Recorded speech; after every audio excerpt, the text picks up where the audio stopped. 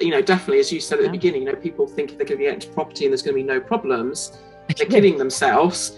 They're just better quality problems, to be honest. You're listening to Property Investor Tales, stories from the front yard. Here's your host, Tabitha Bright. Hello and welcome to Property Investor Tales, stories from the front yard, where I get to speak to property investors from around Australia about their investing journey. My name's Tabitha Bright and I'm the head of coaching here at Positive Real Estate, where we help people build wealth through property. With over 8,000 clients across Australia and New Zealand, there are some incredible stories to tell, which hopefully make your investing journey a little bit easier and will inspire you along the way. So my guests today are the fabulous Donna and Brad, long-term clients of Positive Real Estate. And today we touch on love and money because, there's some interesting clashes and discussions and compromises to be made when you get two people that come together with very different stories around money. Who's a saver? Who's a spender? What are your rules around money? And these guys have had to navigate coming from very different polar places. The North and the South Pole are both in very different places, but they've managed to do it successfully and sustain a fantastic relationship. So there's some awesome lessons in that, and what it's taken them to acquire 10 properties. How many years have they been going? What's come up for them? So super exciting. So enjoy this conversation with Donna and Brad. So Donna, Brad, welcome to the podcast. So good to have you here. Hey Tabitha, thank you very much. It's so great to be here. And yeah, definitely excited to be here. So we've had a bit of a chat prior to us pressing the record button, and it's really interesting. Like I've probably known of you and been around you, Donna. I mean, you guys are Donna, Brad. You've been part of Positive Real Estate for how long now? Since 2007 or 8. Wow, either 7 or 8. Yeah. So you're foundation members essentially, aren't you? Yeah. Yeah, that's a polite way of saying we're old. Not at all. I'm right there with you, by the way. So that's interesting because it was funny when we went through the questions and we were talking. It's interesting. Like, I know so much about you from your portfolio perspective, but some of the stories that we started discussing, and I wish I'd been pressing record. There's so much that I don't know about you because you guys are up in New South Wales. I'm down here in Vic, and we don't get to hang out and have a glass of wine. So this is kind of like a pseudo. It's like speed dating in a way, isn't it? Yeah. I'm going to ask you 5 questions, and I'm going to see how much I can get to know about you. So thank you very much because I know you're going to share some stuff that's personal. You can talk about your portfolio. I'm going to dig a bit around your backgrounds and some of the lessons you've learned, and I think we'll go from there. So I think we'll start, if that's okay with you, at the beginning. So I've just discovered, Donna, that you're not actually Australian. You've got Which I can't believe. Can't you tell from my accent that I'm not an Aussie? But the thing is, you're very well spoken, but there are a few well-spoken Australians. I'm Kiwi, and my mum was big on elocution, and she is forever in my ear that I sound more and more Australian. She's like, everything like WH is a whiff sound and all of that kind of stuff. So I just thought maybe you'd had elocution lessons like I had to. But I'll have to tell my mum that. So you were born in the UK, and Brad, you're a what we would call a true blue Aussie. You grew up in Queensland, I believe. Correct, yes. Born in Brisbane, grew up in Townsville. Ah, okay. And so then how did you guys meet? So I came to Australia back in 2002 after I'd travelled kind of a bit around the world. Yep. And we actually met in 2005 at a personal development event. one of those kind of, long weekend events quite randomly back in February 2005. Literally bumped into each other in the lunch line getting salad. Oh, and romance blossomed. Indeed. And at the time, Brad lived in Canberra. At the time, Brad lived in Canberra and I was in Sydney. So for the first year, we kind of had a long distance, a lot of very long phone call conversations, and moved up in 2006, and the rest is history. We just celebrated our 14th wedding anniversary. Yep. Oh, congratulations. And so obviously, Donna, you never left. You stuck around here in Australia, which is fantastic for us. And so what happened next then? How did you get into property? Where did your journey take you? So you've done some self-development. Yeah. So maybe if I kind of take a step back a little bit and tell you, I guess, a little bit maybe about my upbringing. Please. So I would say, so I was born in the UK near a place called Bath, for any listeners that might know where that is. Yep. And I would classify my family as kind of middle class. My dad was a carpenter. Yep. Very handy in everything. And my mum was a kind of an exec assistant before she had my sister and I, and then actually never went back to work after she had us. And particularly my dad, his philosophy around money was you don't buy anything if you can't pay cash for it. So very much grew up with a savings mentality, and they never had a mortgage. They never had credit cards. So, it was very much, my very first car, we paid cash for it. So I guess I kind of grew up with that. Absolutely, you have to save things. So I saved 4 things. So I actually did buy my first property, and I did get a mortgage when I was in London. So I bought, I guess, what we would call our principal place of residence. It was a flat, what we would call a unit in Australia, in London. And I guess before I joined PRE and kind of went on my personal development journey, I just thought you buy property to live in. That's all you really do. I would say in the UK, I either didn't really associate with people, or it just didn't seem to be the thing that is here, where people want to own investment properties in Australia. So it just wasn't even a consideration set. And I think for me, before I did some personal development and before I met Brad, it was too risky in my perspective. Like, why would you buy properties when you don't really know anything about it? Way too risky. And you're going to have to get into debt. And I saw all debt is bad debt. So I was very anti-debt, pay my credit card off every single month. I didn't know the difference between good and bad debt, right? Interesting. Can I just add a little bit of contrast to that? So that's the mindset and the philosophy around money and how to live that Donna grew up with. She meets me. My parents, very similar, both successful small business operators. Yep. Cash flow was, certainly as a teenager when I was growing up, cash flow for mum and dad was never an issue. They would be bringing home thousands every week. And we had a very, a lifestyle that was filled with toys, boats, cars, things like that. They'd always bought and owned their own places. They'd never invested in anything outside the share market, so no investment properties, but lots and lots of investment assets in the sort of share market area, and lots of lifestyle toys, as I said, the boats and stuff. So, of course, I grew up seeing that, not having the income, but using debt as a way of being able to replicate that kind of lifestyle. So Donna meets me in 2005, and we have some conversations around how do you sort of tend to pay down debt? Do you use credit cards? And I'm so, of course I use credit cards. I use them very successfully. I had a lot of learnings to go through before I got to the place where we are now.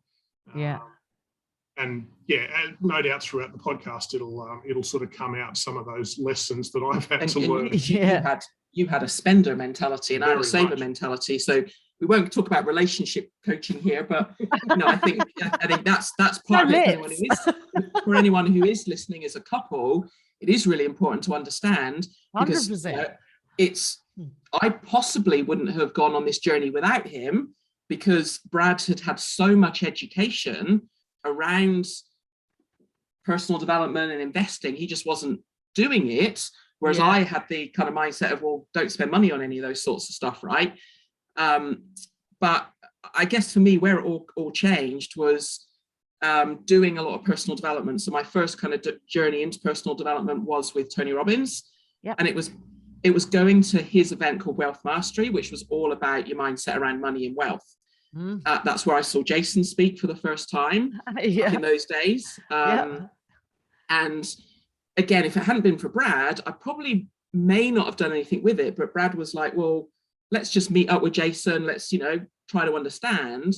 Because what's really ironic is, whilst my parents had that mindset about, don't buy anything, all debt's bad, they actually have their retirement fully funded through property. So my mum inherited both commercial and residential property from her father.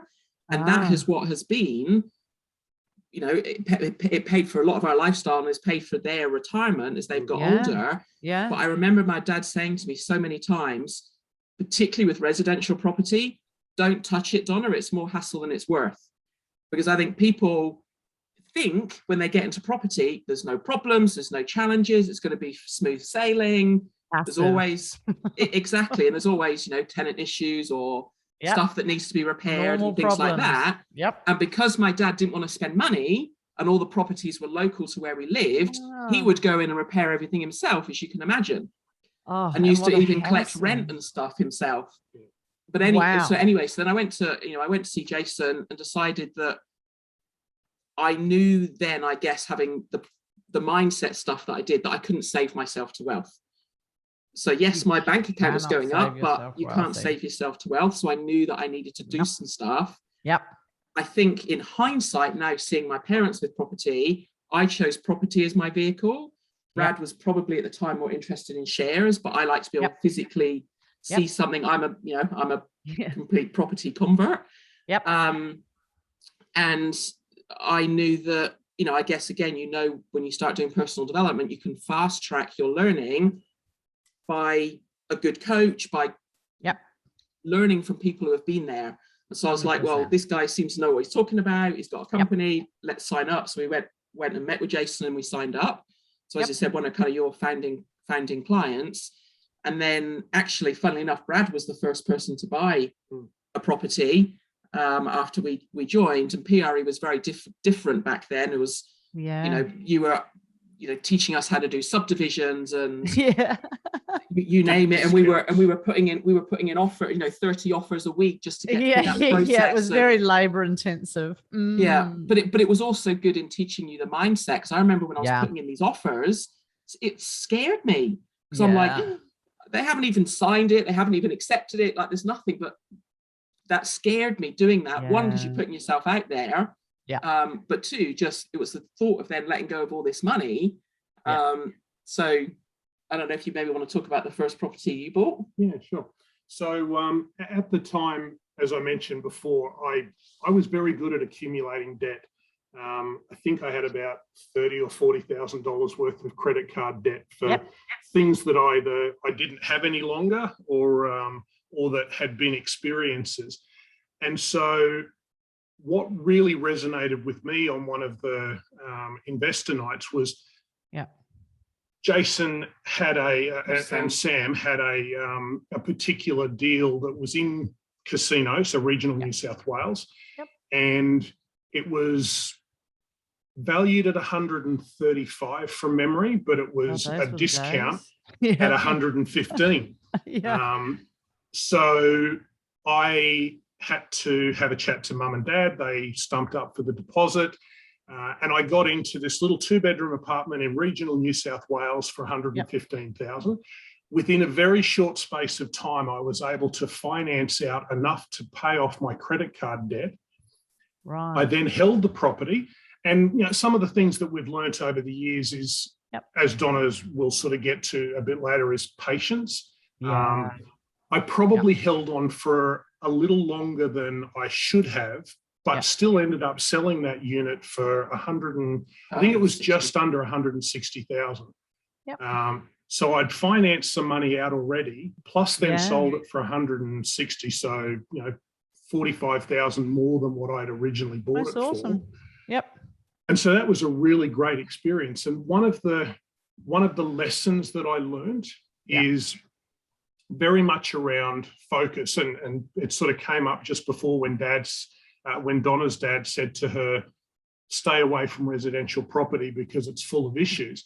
Well, it is if that's where you choose to sort of have your focus. If you focus on all the problems of investing in anything, you'll probably never get started. But if you focus on your outcome and stay the course, very often you'll get exactly what you want. So important, isn't it? And I think, there's a whole heap of lessons in the stuff that we've just been going through, right down to investing. If we start back at the beginning, investing in your mindset. So you guys have done a whole heap of stuff around self-development, and self-development's often tarred with a bit of a foo-foo brush. People sort of go, oh, that American rah-rah stuff. I've done Anthony Robbins as well. And like anything, you choose what you take from it, right? You don't have to buy everything that somebody is promoting or selling. But why Anthony Robbins is one of the best coaches in the world is because he actually delivers fantastic information, and you pick and choose what resonates for you. But if you're not expanding your view of the world, then you're just going to be going around in this very small paddock, aren't you? And I think you guys, I love the bit about the marriage counseling, because as coaches, we can't step into a space that we're not qualified, right? None of us are qualified marriage counselors, but do we see, once again, commonalities and patterns? Because money is essentially energy, and it's all around emotion, and what we believe, what our story is around money directly impacts what results we get from money. And you two coming together with quite different ideas around money is a fantastic foundation for some conflict, right? So how did you guys overcome what I imagine must have been some conflict? I'll just dwell on that really quickly, then we'll skip to the next lesson. I'll let you respond to some things, but I think I guess we had different strategies as well. So I'll be honest and say I was the one that really started us. I know we just spoke about Brad bought his first property, but I was the one that kind of accumulated most of the properties because I had a higher income, and my strategy was around debt reduction, but also then capital growth. So I got into kind of good blue chip areas. And what we spoke about was that I had the income to be able to borrow the money. Whereas, so Brad would then take care of things like our living expenses. So he paid for all the rent and things like that, so that all my income could go into buying the properties. And I think, I don't know, because I guess maybe it was my salary that was doing that. To a large degree, I think Brad trusted me. Knew that I was really responsible around money, and let me make the decisions around the property. I would always kind of keep you up to date. You're like, if you think it's good, let's go for it. So I'd say there was a partnership in that aspect, in that you kind of took care of the expenses. And again, goes back to one of our lessons, I think, because we had bought our first two properties individually in our names, having a financial advisor who understands property and what you're trying to achieve long term, and particularly if you want to accumulate, a number of them. He said straight away, now that you've bought them in your individual names, as soon as you buy them together, you'll accumulate each other's debt when it comes to borrowing. And so it made much more sense. And that if we had a combined income, actually it was going to slow us down versus just mine, because of his debt history and stuff like that. And so we bought everything in my name to start with. which again was off the base of the financial advisor. Yeah. So that's another lesson about how important it is to have the right team around you. Absolutely, because and the thing about finance is it changes all the time. It's fluid with the markets. It's never set in stone. I mean, we're about to see some changes coming through now as the market heats up. You will have seen some stuff in the media. And so okay, so some good lessons there. So have a good team, quality team, because you need your experts around you. And you guys have, I guess, part of your strategy is divide and conquer, which has worked really well for you guys. Yeah. Would that be Can I add correct? one other thing? Please. So key to, I think, all of that was the willingness to engage in some, at times, quite uncomfortable conversations. Yeah. The only way that we were able to do that is because we invested so heavily, both in time as well as financially, into our mindset and learning. Because I remember some of the early conversations. I mean, Donna made it sound like it was just a very, I'll do this, you take care of that. I was going to get to it. And what underlay that was there were, for many, many years, fears that sort of I didn't communicate around what if it all goes pear-shaped? All these properties are in your name. I'm not the kind of guy that's going to want to go to court. It'll be, you take your stuff, I'll take my stuff. But it was having enough conversations to really generate that level of trust that, had we not had trust in each other, this whole process would never have turned out the way it did. And don't get us wrong, there were many arguments, and Of course. when I found out about kind of Brad's debt, and there was a lot of, I don't know, me probably pushing you on stuff and you pulling me on other stuff, and I think it was, I don't know, I mean, Tab will know this, I've got probably the most extensive organized spreadsheet with everything, all the properties. It's fabulous. Rates, dates, when tenants are, and everything. And track and track that every month, the first of the month. I track all my spending. And I think, once you kind of let go and were prepared to learn some of that, I would say the transformation in Brad and his mindset around money has been phenomenal, but it's been a journey, right? Yeah. Oh, always. I mean, I remember when I first met my husband, I was coming off the back. I got married really young. I might have told this story to some of you. I think I got married at around 18 or something crazy to, when teenagers usually, I'll clarify, usually, I am generalizing, make those kind of decisions. They're not often long lasting. And this wasn't long lasting. And I was licking my wounds, and I met Vin, and Vin introduced me to self-development. His mum had given him a whole lot of books, The Magic of Thinking Big. I can still remember it was green, and the pages, I think we've still got it somewhere. And I remember getting quite, like, the feeling inside my chest, I got really anxious and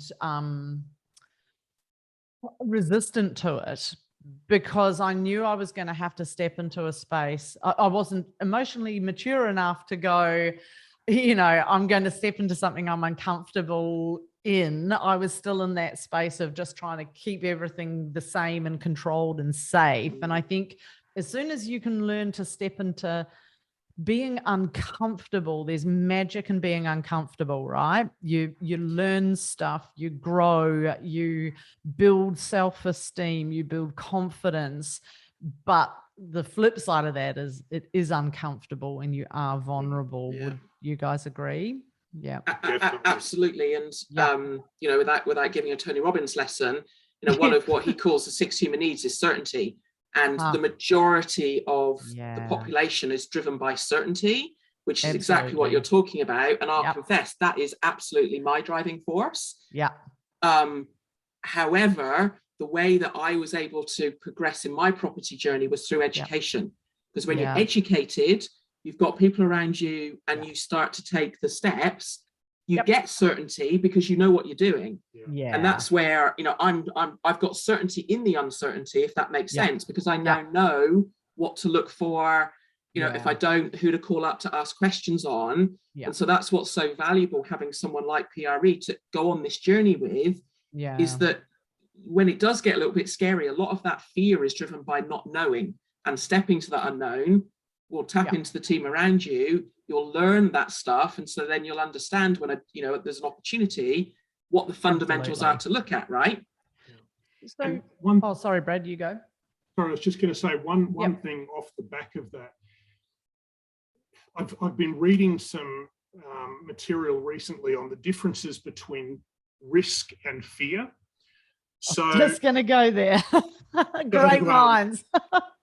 What the sort of proposition was that risk is generally quite mathematical. It's, you know, there is a probability of a result occurring, or there is a probability or possibility of a consequence occurring.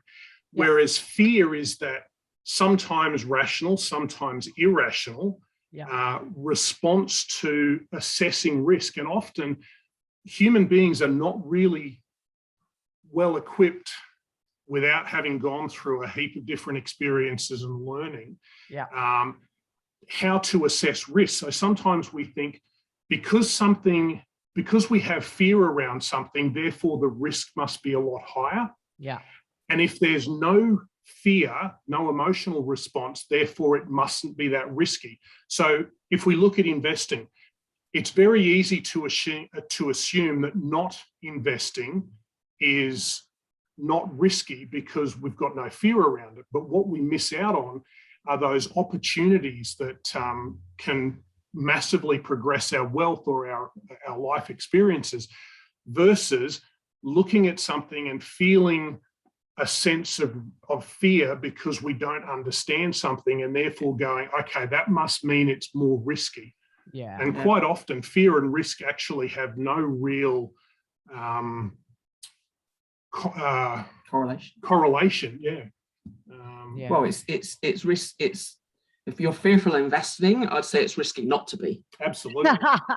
Well, that's the flip side, and there is an interesting technique where you take the opposing view and have to argue that, and that can be really valuable and a little bit uncomfortable once again, because so let's talk a little bit about your properties, because you guys have actually amassed a fantastic portfolio. You have around 10 properties here in Australia, plus you've still got your property in the UK, don't you, Donna? Correct. Yeah, correct. Yeah. It's been rented for what, 19, 20 years or something, and I got to live in it for 18 months. Oh. So it was which again, there's a lesson there, right? I bought it because I fell in love with it. I probably did pay slightly over, because I didn't understand I was an emotional buyer. I bought it. My dream place. I lived in it for 18 months, and now it looks nothing like it used to, because it's been tenanted for years and stuff, you know. But with the interest rates so low, I just make, I make thousands on it in rent every year. That's amazing. That literally has funded our holidays to the UK. I never spend Australian money when I go back to Europe. I spend money that's in my UK bank account for my property. Oh, fantastic. And also, I mean, that's time, isn't it? Because you've had it for, that 18, 20 years. 21 years, yeah. Yeah. Years. Yeah, there's a saying that we have at Positive Real Estate. It is, we are yet to meet somebody that's held property for over 20 years that doesn't like their property. It kind of just, no matter what mistake you think you've made, and look, I'm sure somebody will come up with some random thing that will buck what I'm saying, but there's always an anomaly. But you've given me hope, Tab. You've given me hope on Gladstone. Just hold on. Let's talk about Gladstone then, because there was a strategy when you bought Gladstone, wasn't there? So for those of you that aren't familiar with the Gladstone market, it's heavily linked to mining. It's got lots of other industries. It's not just a mining town, but it can be impacted heavily by what's happening in mining. And the Gladstone market was the darling of investors for a short period of time when the mining boom was on. And you guys went in and purchased something in Gladstone. What did you actually purchase? 3-bedroom. I'm not sure it's 3 or 4. 3-bedroom townhouse. Yep. That's how well I know all the details about my property. You just, as long as the numbers work, you buy them. And what was your strategy when you bought that property? Yeah, so I mean, as I said at the beginning, mine was about kind of debt reduction and trying to accumulate good properties, fairly quickly. Yep. And I reached a stage back in those days when financing was not as tight as it is now, where my serviceability was suffering because a lot of the properties I had bought before Gladstone were blue chip and slightly negatively geared, because the interest rates, I think the interest rate when I bought my first property was like 8%. Yeah. And so Gladstone was extremely positively geared. I think it was probably about a 10% yield. Right. Whereas, most people on the call will know, getting 4% is pretty good, 4 or 5%. Yeah. And so it was going to help with my serviceability to be able to buy the next deal.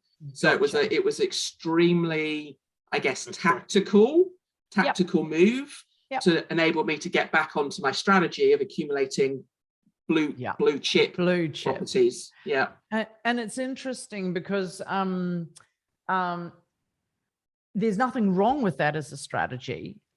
But when we're factoring in the risk, what we have to understand is those markets, they have the high highs and the low lows. Yeah. So you experience the high, and then unfortunately you experience the corresponding low. And that's going to take some time to correct itself.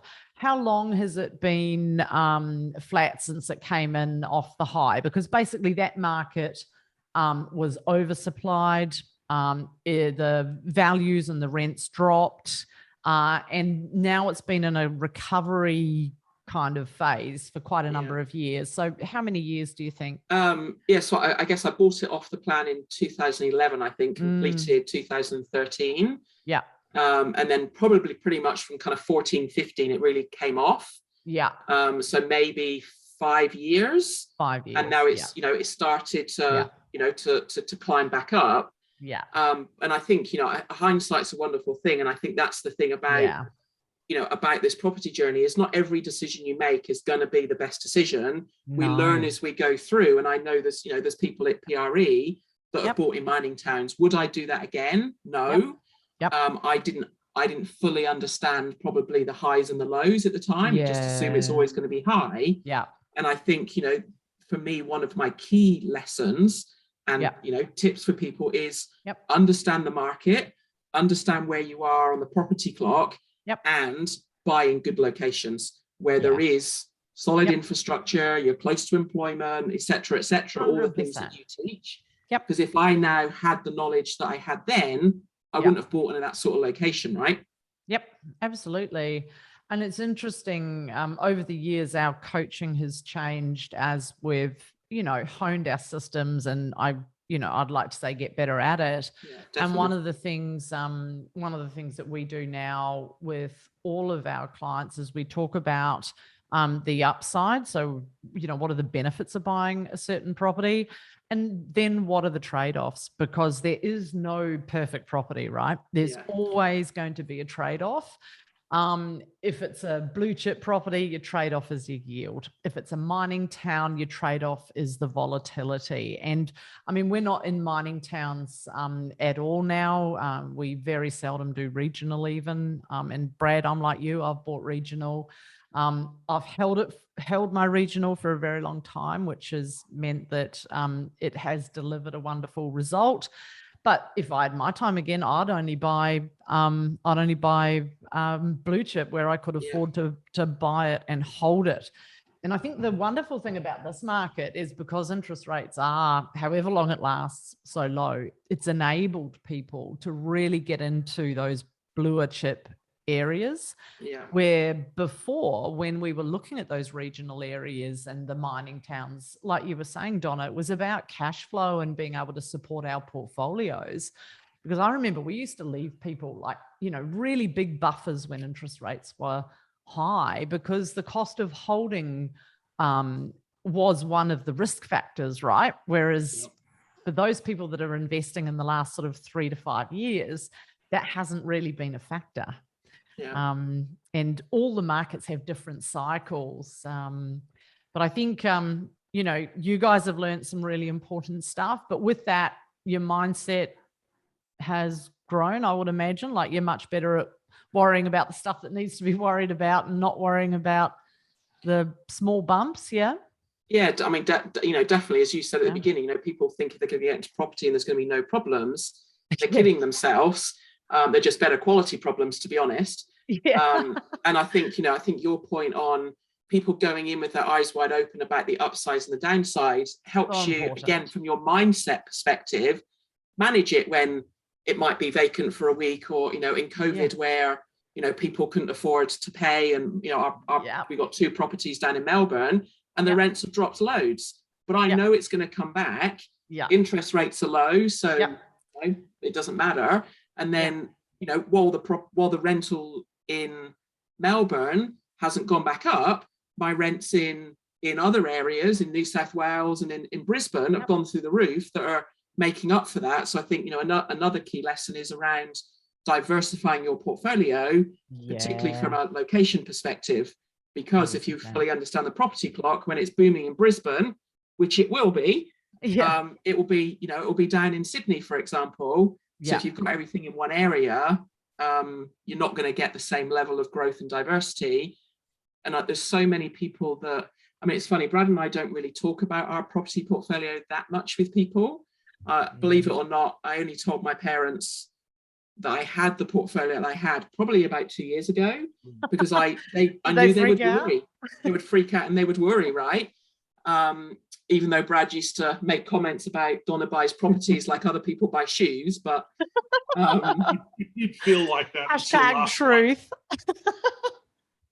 Watching The Block, and we saw, no, it wasn't The Block, it was a UK show on luxury homes, and there was a walk-in wardrobe that was literally just lined with shoes, and I went, oh, actually someone has more shoes than you do.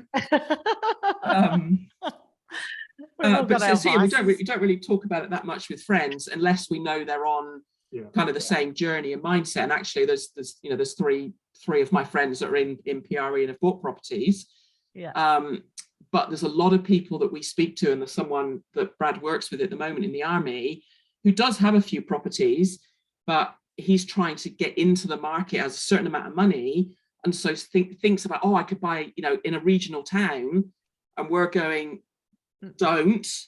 And these are the reasons why, because he wanted a house versus an apartment, or we're like, well, you could buy, for the money you're talking about, you could buy a townhouse in Brisbane that's going to see the growth a lot more than a house in a regional town.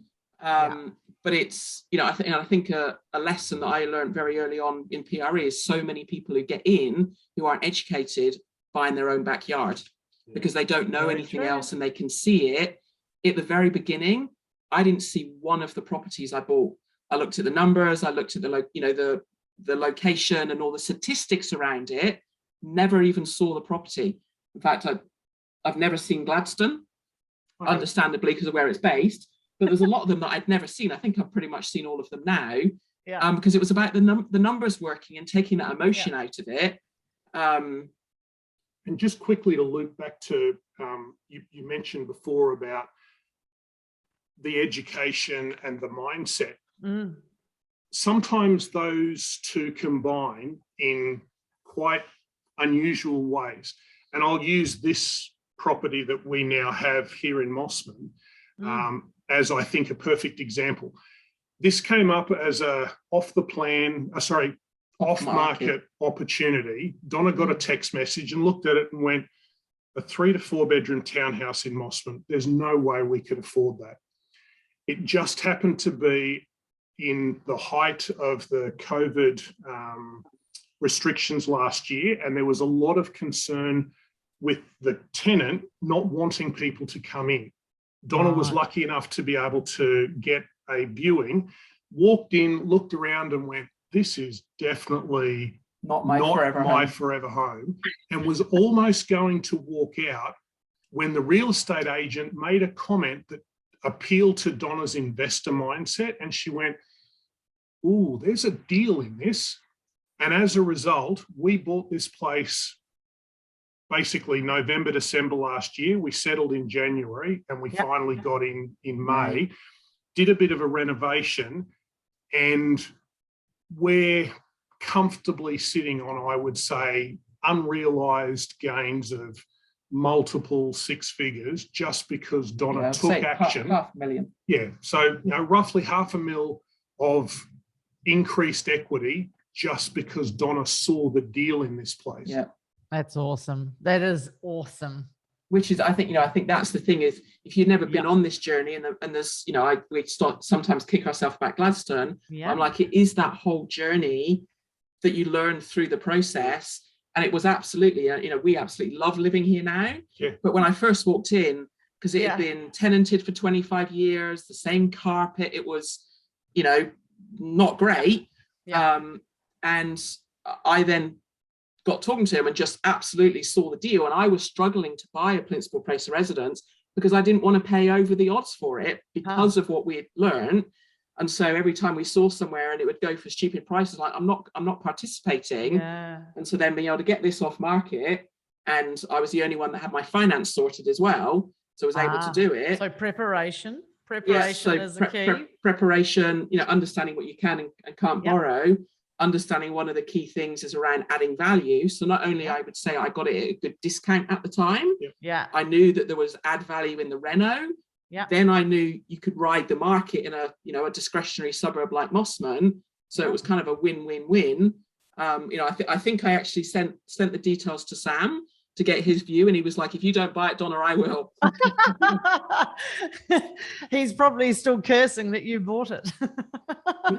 We wouldn't have got to be able to buy this if we hadn't gone through the journey that we have with PRE. Yeah. So, it's been one hell of a great journey, I would say. Well, I mean, what I would have, a lot of the deposit that went into this place was from equity out of the other deals, or where I was very good at using my offset account to be reducing the mortgage and then just keep saving and that to be able to buy this deal. And I can comfortably say that I put in over six figures because I had saved that money. So talk about a transformation. There it is. Congratulations. And the first place that we bought in both our names. Yeah. Oh, that's a little bit of romance. I get romantic about property purchases. So I guess I've got one last question for you guys. If you could go back to your younger selves, it's that classic podcast question. What advice would you give your younger selves? Or if that's hard, what advice would you give somebody that's starting out and fearful? Either of those questions? Two things. Fire me some answers. You go first. So the two things that I would absolutely say is start early, whether that's investing in your mindset, getting into property, but start early and just get in. Don't let fear or anything else stop you. So start early and take action. Can you hold that? Oh, is that both yours? One or two? Start early. Start early and take action. On that point, I would absolutely say get started. There is no better time than now. I've got two key lessons or stories around that. When I bought my place in London, the boyfriend at the time, he had been looking for 3 years to buy somewhere. And every time he saw somewhere, it's like, oh no, I might be paying too much, or the market might go down. So he just kept looking. I went and bought mine. He then was like, oh, I've got to buy one. So he bought one actually in the same complex as me, paid 50,000 more than I paid for mine, and probably paid at least £100,000 more than he should have done had he got in the market 3 years earlier. And right now I've got a friend in Sydney who's been looking for herself either as a rental or as an investment or as a PPR for 3.5 years, and she still hasn't got in. And every single, like what she was looking at to pay for a 2-bedder, she now can't even get a 1-bedder for, and so she'll never now be able to afford to get in. And it was all based off of fear of, is this the right property? Is this the ideal property? What's going to happen to the market? And she just didn't take action. So, you can always look back and go, oh, if only I'd bought then. If you can afford to get in, just do it now. Yeah. I think, very much advice. linked to that, probably learning and educating yourself again as early as possible. Yeah. And then my other advice maybe is just stay the course. When you go through the bumps in the road, 100% stay the course, whether that's absolutely because you have to wait for finance to change, or because you have to wait to save more buffer, or you just stay with it and don't meddle. The amount of times I know you will have had conversations with people, because we're in the consolidation phase now, and it gets boring because you just go get a hobby. you can't the thrill of buying is gone, and we don't intend to buy anymore. It's now about how do we pull the most yield out of it, or do a renovation at the right time, or pay down some just debt. Pay debt, play my split. I get excited every month when I update my spreadsheet and see how much debt I've paid down. That's my excitement now. So just stay the course, and when you are fearful or have got questions or celebrate your wins, reach out to your coaches and your team. Because they've been there and done it and can guide you through it. Oh, sage advice, my friends, sage advice. I think one of the biggest things that we see that stuffs people up is exactly what you mentioned. They either sit on the sidelines because fear gets the better of them, and they're worried about timing a market. It's impossible to time.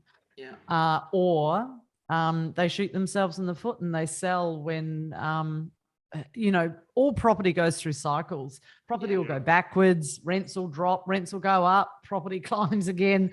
And holding that course, I think, is some of the best advice that I could give. And I'm glad that you've mentioned it to any investor out there, because people get the wobbles at about that sort of 5 to 7 year mark. And they start second guessing their purchases, and they start wanting to sell, and really just hold. 100% hold. I do. I've got a perfect example. It was a property that I bought that probably didn't really go anywhere for 6 or 7 years. And now it's doubled in value in less than, when did I get in? 2011. So in 10 years, it's now doubled in value, but didn't do anything for 5 or 6. I could have sold it at that 6 or 7 year and made nothing. Just holding it that extra couple of years, it's now doubled in value. Absolutely. And I think, all of us that have been in the property market for a decent amount of time will have those stories. And it's just, if you haven't been there and you haven't experienced it, it's really hard to comprehend that a property can go from, I think I've got some stuff in regional actually that I bought for 2 townhouses. I bought them for $185,000 each in 2008, let's say. They've eked up 20, 30K over that time. And then in the last 2 years, I just got sales appraisals on them. And one came in at 480 and one came in at 510. And I think that will have changed already. And that's literally happened. That big jump has happened probably in the last 6 months. It's nuts. But it's really hard to appreciate that can happen when you haven't experienced it, because it seems so ludicrous that something can do that, but then do nothing for so long. Agree. And I think if you come into property for to become a millionaire overnight, then you either need to change your mindset or not invest, because it isn't a get rich quick scheme. No. You do need to buy and hold. I mean, even my dad kicks himself. Their home that I grew up in, they sold for about £200,000. Literally within 2 or 3 years, I saw it get sold for $500,000. Wow. And they often go, why did we sell it? And right now it's probably worth, I don't know, £1 million English pounds. Why did they sell it? As Jason would say, buy well, never sell. Yeah. Perfect. Yeah. I think that's our perfect final comment for the end of today. Just buy. And then hold. Yes. Fantastic. Well, congratulations, guys, on all your journey, from your personal stuff right through to the amazing portfolio you've accumulated. And I know Gladstone will come right for you, and like the other stuff has come right for me in regional. So just hold that, and thank you so much for sharing so much of your story today. Really appreciate it, guys, and hopefully we'll catch up for that glass of vino soon. Definitely. Lovely to chat with you. You're welcome, and thanks for inviting us. So excited to have you. Thanks, guys. Bye for now. Thank you. Bye. Bye-bye. Hey, thanks for listening to Property Investor Tales. Remember to subscribe so you get notified every time a new episode drops. As you can guess, I love hearing people's property investor tales. So if you'd like to share yours, then please get in touch with me via email at propertyinvestortales@positivementor.com.au.